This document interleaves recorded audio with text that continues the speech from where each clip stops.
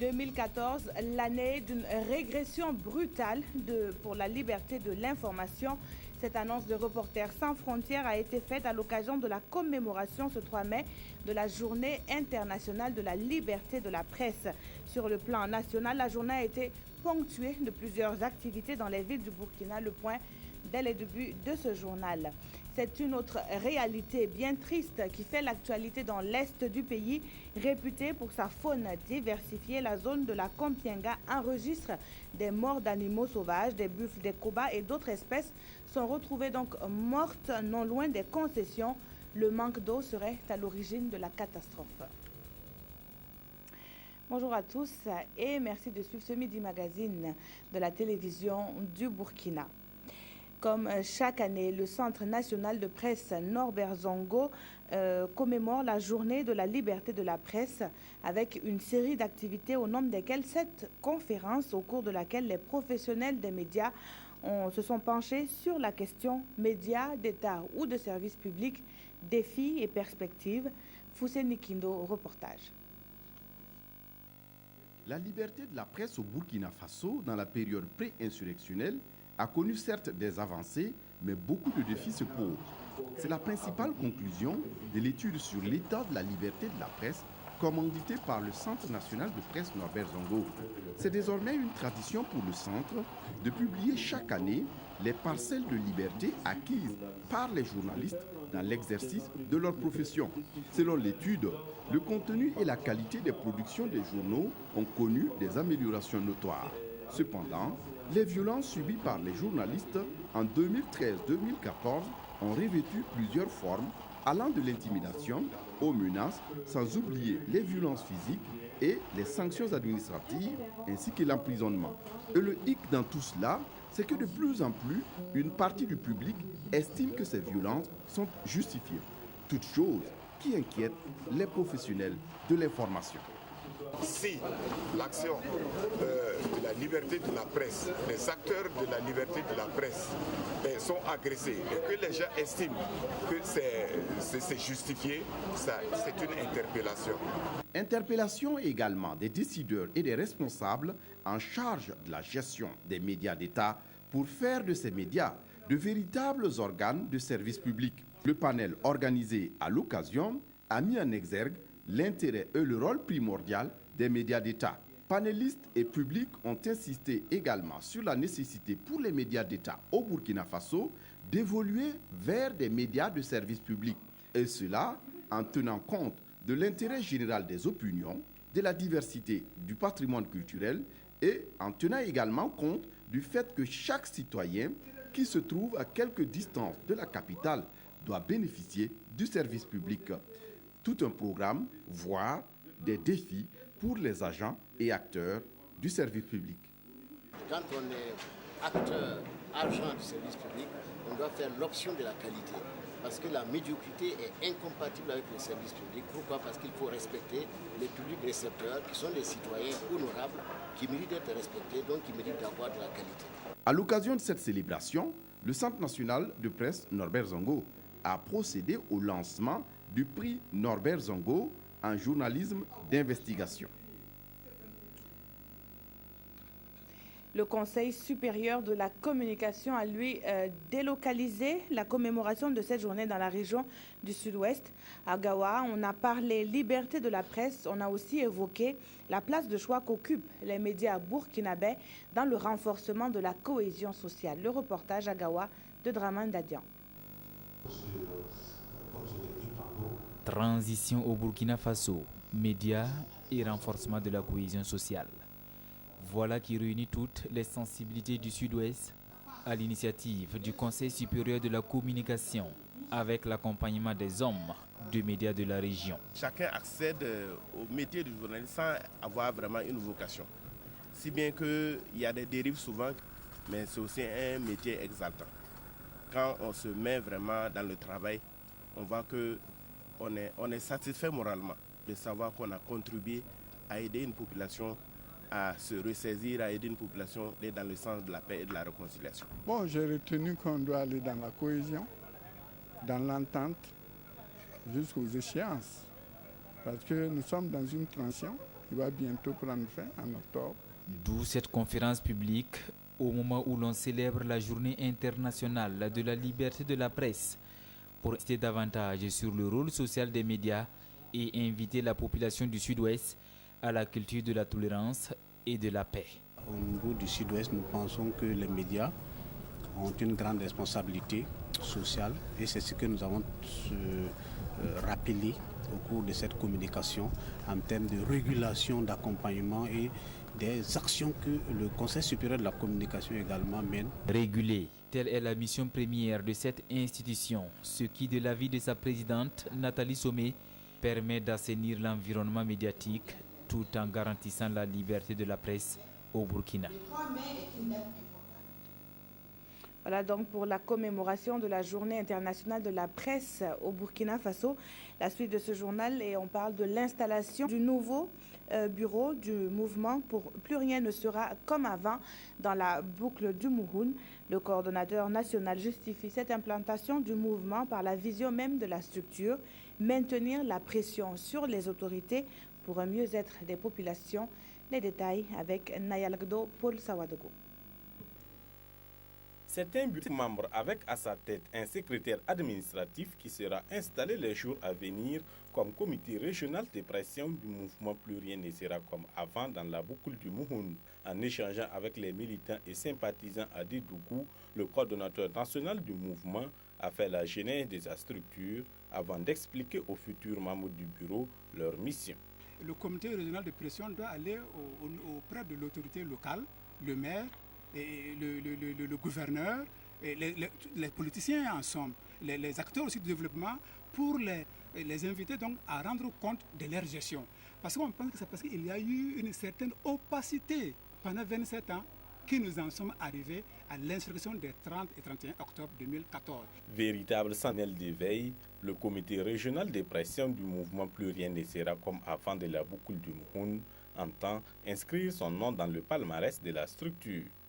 Nous tentons de mener des activités, en tout cas au niveau régional, pour que la région de la boucle du Mouhoun ne soit pas en marge des autres régions, c'est-à-dire du centre. Voilà. Donc, nous voulons aussi participer au développement de notre nation. Le mouvement Plus rien ne sera comme avant, né le 10 janvier 2015, a déjà mené plusieurs activités, notamment des audiences avec les autorités de la transition et la participation à des marches-meetings de soutien à la transition.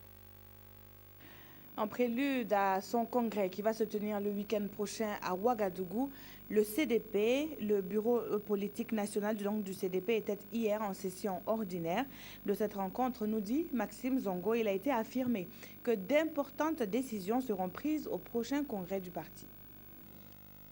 Principal sujet à l'ordre du jour de cette 54e session ordinaire du Bureau politique national, le prochain congrès du parti annoncé pour les 9 et 10 mai à Ouagadougou.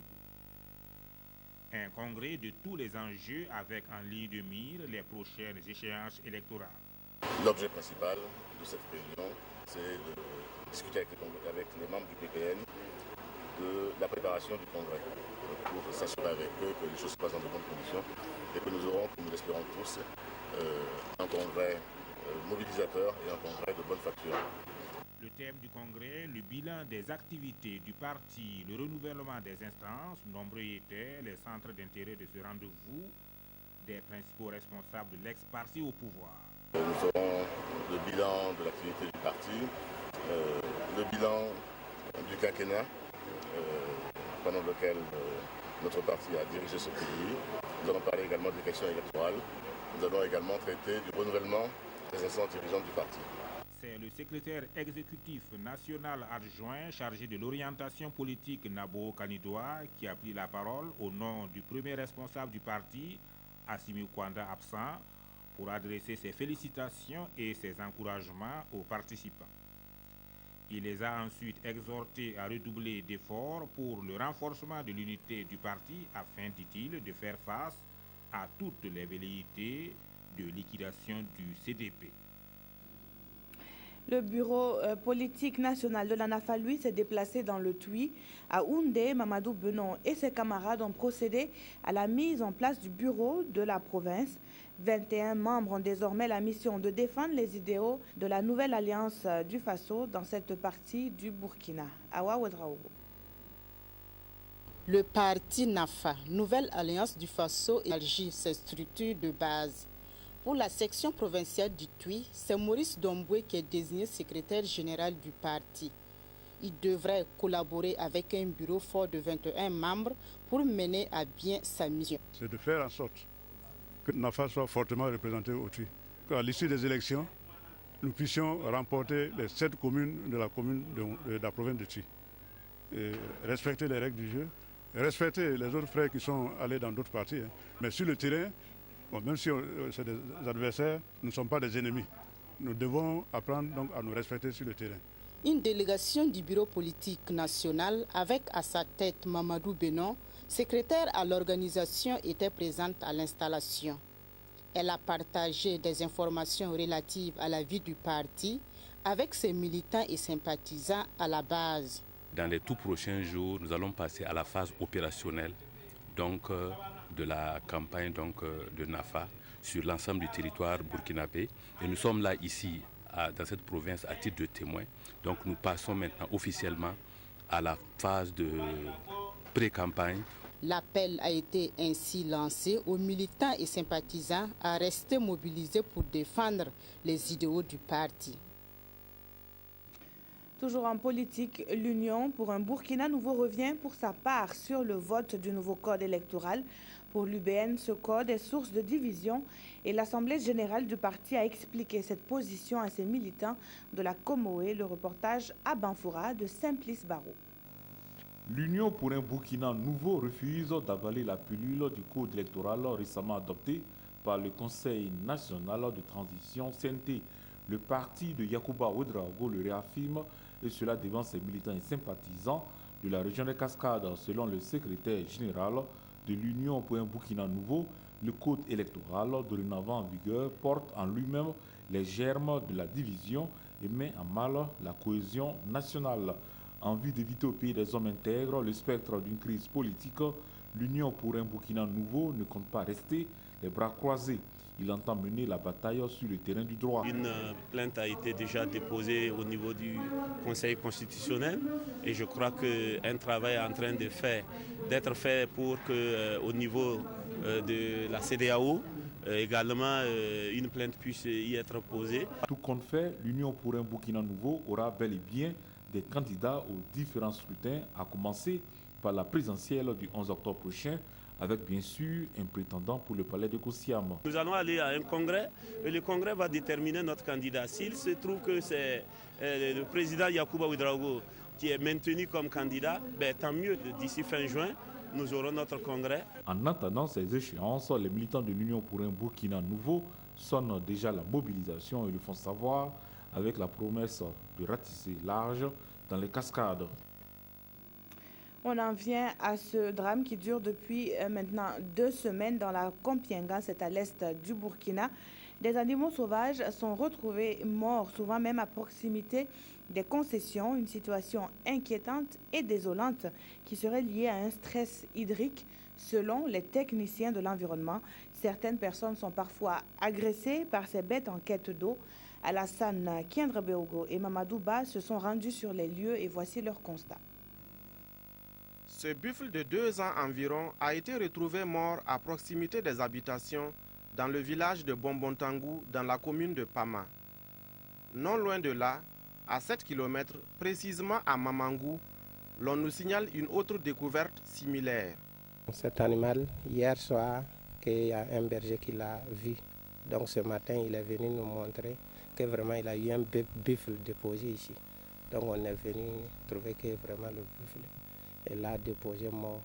Hier, nous avons perdu environ 7 animaux qui se sont retrouvés dans les villages et aux alentours de la Kompienga. Une scène macabre qui se passe depuis 2 semaines dans certaines réserves fauniques de la Kompienga. Aucune trace de sang sur l'animal impliquant une quelconque agression. Seul indice majeur, une importante couche de boue recouvre le flanc de la bête sauvage. Preuve, selon les techniciens de l'environnement, que le stress hydrique serait la cause de cette catastrophe. La réserve en eau vraiment est très faible. Donc les animaux qui sont très loin de certaines mares qui résistent toujours sont obligés d'aller vraiment à la recherche de l'eau. Et le buffle ici présent, vous voyez qu'il est enduit de boue. Certainement, il a été dans une mare en phase de tarissement. Il s'est d'abord enduit de boue pour se soulager et malgré tout, il est obligé d'aller à la recherche de l'eau et ses ressources sont finies ici. Et la population l'a retrouvé mort. Dans cette quête permanente d'eau, les animaux n'hésitent pas à attaquer les populations riveraines qui se sentent aujourd'hui en insécurité. Moi, je suis pêcheur. Donc, on a quitté maintenant pour aller au barrage. On a trouvé que les animaux arrêtés. Bon, on ne sait pas comment. Nous, on ne connaît pas. Quand on regardait comme ça, là, maintenant, il est couru. Venu maintenant. Tout le monde est couru maintenant. Donc, quand il est venu maintenant, il m'a tapé ma poitrine comme ça. Moi, j'ai tombé. Quand j'ai tombé maintenant, moi aussi j'ai eu peur. Moi, j'ai attrapé sa pied gauche comme ça. Donc, avec les oreilles là. J'ai attrapé maintenant, puis je l'ai levé. Donc, des gens sont venus maintenant me l'aider. Donc, on a tassé. On a dit maintenant, c'est comme ça là, on va appeler les forestiers. On a appelé les forestiers maintenant. Les forestiers sont venus maintenant les prendre. La solution a été de ne plus arrêter le pompage au niveau des forages. Donc au niveau de cette forêt, nous pompons régulièrement. Mais nous venons de mettre en route dès ce matin une citerne de 10 000 litres qui va également appuyer dans l'approvisionnement des mares étanches et même des mares naturelles qui se sont asséchées. Nous remettons de l'eau dans les mares. Parce que la norme est qu'il y ait de l'eau à chaque 5 km. L'animal ne doit pas faire plus de 5 km pour s'abreuver. Sinon cela pose un problème. En outre, une cellule de crise a été mise en place pour surveiller les mares afin que les animaux ne s'embourrent pas. Au-delà de ces initiatives salutaires et face au mouvement incessant d'animaux sauvages vers le barrage de la Kompienga, la prudence est de mise. Et vivement que toutes ces solutions portent fruit. En attendant, ce qui porte fruit du côté de Lankoué, province du Sourou, c'est bien le niébé. La production de la spéculation renforce même le leadership féminin. L'association Yiyé des femmes du Sourou y croit dur comme fer et le prouvé au cours de la foire du niébé, 6e édition à Lankoué. Le reportage de Wendata Nathalie Kaouré. Des groupements de producteurs, des productrices et transformatrices du niébé reçoivent ici des récompenses pour leurs efforts dans la promotion de cette céréale. Nous sommes à la foire du niébé de Lankoué, une localité située dans la province du Sourou. Pour la 6e fois consécutive, l'association Yiyé des femmes du Sourou a tenu le pari, celui de contribuer à valoriser le niébé dans cette partie du Burkina Faso. Et pour l'occasion, les femmes se sont fortement mobilisées puisque leur leadership dans la filière niébé et dans la production agricole est au centre de la présente foire. Le fait qu'elles se forment, le fait qu'elles apprennent les techniques agricoles, le fait qu'elles savent techniquement gérer la production agricole, elles savent qu'elles peuvent être importantes dans le circuit de la production agricole. Donc elles peuvent être leaders dans la production agricole. En encourageant les femmes dans la culture du niébé, l'association Yiyé se fixe l'objectif de lutter contre la pauvreté de ces femmes tout en contribuant à assurer leur sécurité alimentaire et celle de leur famille. Et aujourd'hui, l'impact de cette initiative est positif. Elles arrivent à prendre en soin même la scolarité des enfants. Et quand l'enfant est malade aussi, les soins de santé, elles sont capables de contribuer à la gestion de cette question de santé. La 6e édition de la foire de niébé de Lankoué a connu un aspect particulier avec la première participation des membres du gouvernement à cet événement. Il a fait le déplacement pour soutenir l'engagement de l'association Yiyé à faire de la région de la Boukou du Mouhoun une des meilleures dans la production du niébé. En 2011, la région de la Boukou du Mouhoun était classée première parmi les 5 régions grandes productrices du niébé au Burkina. Je viens d'apprendre qu'elle est 2e, mais on peut faire premiers échos. À noter que la présente foire a connu la participation d'une délégation du Mali voisin. C'est un bel exemple d'intégration, mais surtout une opportunité pour cette délégation de s'inspirer de l'expérience des femmes du Sourou au profit de leurs sœurs du Mali. Voilà qui met fin à cette édition. Merci de nous rester fidèles. Très bonne journée dominicale à toutes et à tous.